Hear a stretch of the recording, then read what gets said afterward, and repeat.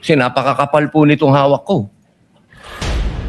Ito pong mga kasong ipinatong sa inyo, perjury, robbery, extortion, theft, mainam po ito maropa. Region 4B, sir. Opo. Kayo po ba ang pumili sa BARM? Na Hindi kayo po, sir. mapunta to? In the exigency of service, doon po kami nilalagay kung ano ang tingin ng direktor na makakatulong kami sa Bureau. Bakit po kaya naisip ng direktor na sa BARM po kayo? Kayo po ba ay may kaalaman sa Islam? Hindi ko po alam kung ano ang naging basis ng direktor, pero Kayo po mismo. Ang BARM po kasi is Muslim Mindanao. yes, Your Honor. Opo. Meron po kayong kaalaman sa Islam? In terms of what do you mean kaalaman, sir? Yung Sa religion po ng Islam kasi Muslim Mindanao. So, ibig sabihin, kahit basic po siguro ng Islam, no? yes, sir. Kahit naman ho sino pwedeng i-assign kahit saang regional office dito sa Pilipinas. Di ba po parang Regional autonomy ang autonomous region ng Muslim Mindanao. So, kailangan man siguro kahit paano meron kayong kaalaman sa Islam. Konti siguro, sir. Ano po yung konti na yun? Isa po akong Kristiyano at hindi ko ho malalaman yung kabuuan. Siguro po dapat meron kayong basic din na knowledge ng Islam. Ano? Sa pangalawang tanong po, okay na po yun.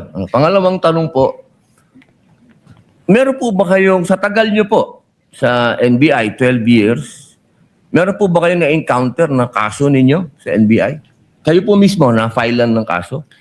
Your Honor, normal ho sa mga NBI agents na makakasuhan, in fact, maging sa sinumang law enforcement agency, that's the price we pay for doing our job and for protecting the country. As a matter of fact, in the NBI, Your Honor, we avoid the noise. We just finish the job. So ano po yan? Yes? Yes po yan? Yung sagot nyo? Yes? Normal ho yan yun sa amin. So yes po?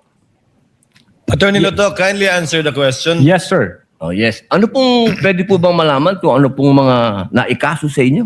Well, wala ho pa akong natanggap na official case galing sa ombudsman, pero may nakita na ho akong complaint na binigay sa akin from NBI. Hindi ko na ho maalala yung sa case na yan. Pero nung chinek po namin yung case na yan, Your Honor, sabi ko doon sa mga kasama ko, tingnan nyo nga yung validity at authenticity ng case na to. Pinuntahan ho namin yung nagnotaryo, I think meron Makati po, no? Court yun. Yung Makati Court, nag-issue ho ng certification na fake yung notary dyan sa reklamo na yan. So sabi ko, huwag nyo nang pansinin, marami tayong trabaho.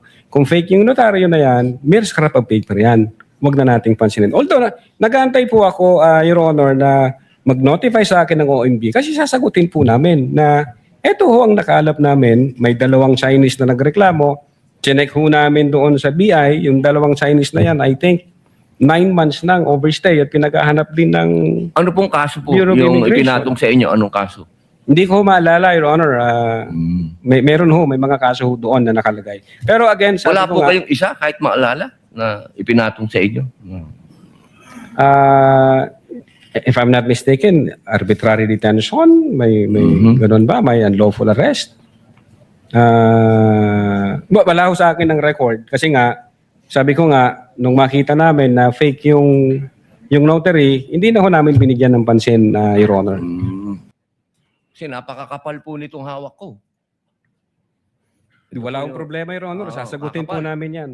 Opo. Sasagutin ko Hindi po niyo yan. pa po nasagot magmula noong February 29 Kasi wala pa hong official notice galing sa kung anong ahensya. na nakarating po sa inyo. Wala pa. Wala pa ho. Ang nakuha ko lang, yung kopya niyan, siguro may nagpadala sa akin. Sabi ko, teka muna, wala akong official na nare-receive from OMB. So, nung chinek ko namin, kung nag-i-exist ba yung kaso, fake yung notary, hindi na namin So, binigyan ibig niyo ng pong pansin. sabihin hanggang ngayon, hindi kayo sigurado kung nag-i-exist to. Dapat may notice na ako from ombudsman. Di ba po dapat ang reaction ng isang tao kapag may kaso, harapin? Precisely, Kasi Your Honor. Hinihintay ko nga po yung notice from ombudsman. Na pag meron na hong notice Wala ang po kayong ombudsman, notice hanggang ngayon? sa wala pa ombudsman? po, Your Honor. Yun nga ang inaantay ko kasi sasagutin namin Kasi meron po kaming certification na fake yung notary. Inaantay ko po, Your Honor. Mas maganda po, maharap nyo kagad. Definitely, hindi ko lalong-lalo namin na po- tatakbuhan yan, sir. Kasi napakahalaga po ngayon nito. Yes, sir. Oo, ito po ay ang pinag-uusapan natin dito ay napakahalaga. Yes, sir. Opo, at ito pong mga kasong ipinatong sa inyo, perjury, robbery, extortion, theft, mainam po ito As I've said, Your Honor, in the NBI, we avoid the noise. We just finish the job, sir. Opo, opo. Meron po akong tanong. Pangatlo. Opo. Kanina po na ang ganda ng talakayan nyo tungkol sa Romanov. Yes, sir. Opo. Alam niyo po ba yung istorya ng Romanov? At ang gaganda po ng mga sagutan ninyo, alam niyo po ba yung historical background ng Romanov? Ang alam ko lang po dyan, Your Honor, yun yung nangyari sa, I think, Tsar, kung hindi ako nagkakamali, sa Russia. Sa Russia. Opo. Opo. Sino po ba yung nakakalaban ng Tsar? Again, hindi ko po maalala, hindi ko po nakita yung buong... Yun. Kasi napakahalaga po malaman ng taong bayan kung sino po ang tinatawag natin na Romanov at sino yung nakalaban nila. Kasi po, katabi ko ang isa sa Marcos family. Yes, sir. Alam naman po natin lahat, batid natin lahat, na si Apo Lakay, Ferdinand Marcos Sr., ang number 1 na lumaban sa komunista dito sa Pilipinas.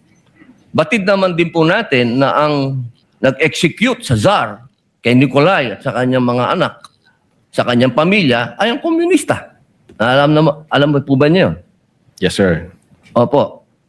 Ngayon, sino po ba ang pangalawang pangulo na lumaban sa komunista? Sino po, sir? Ay di si Pangulong Rodrigo Roa Duterte. Mabuhay ang NPA! Mabuhay! Mabuhay si Duterte! Hindi ba po dapat isipin natin yung Romanov ay tungkol sa threat na pumapasok sa mga pamilya na mga namumuno dito sa ating bayan na lumalaban sa komunista. Komunista po ako Gusto ko lamang pong alamin ninyo. Yes, sir. But well, insofar as the investigation on the issue of whether or not may Romanov or operation of Romanov, ang sabi ko po kanina, nasa intelligence service po namin yan. At I think ang makakasagot po niyan, Your Honor, yung director po namin. Opo, kasi nabanggit nyo kanina sa usapan po ninyo, si Baste. Yun Na po yung... sinasabi nyo po kasi kanina, sa usapan po ninyo, sa napakagandang usapan, na yung Romanov, hindi na ipapaliwanag kasi kung ano ba yung ugat nun. Napakahalaga po na alam natin yung ugat. Si Presidente Marcos Sr. ang lumaban sa komunista, kaya nagkaroon ng threat noong 1986. Yes, sir. Ngayon, sinasabi ni Baste na nagkakaroon ng threat sa kanilang pamilya sapagkat alam naman nating lahat na ang nagpatuloy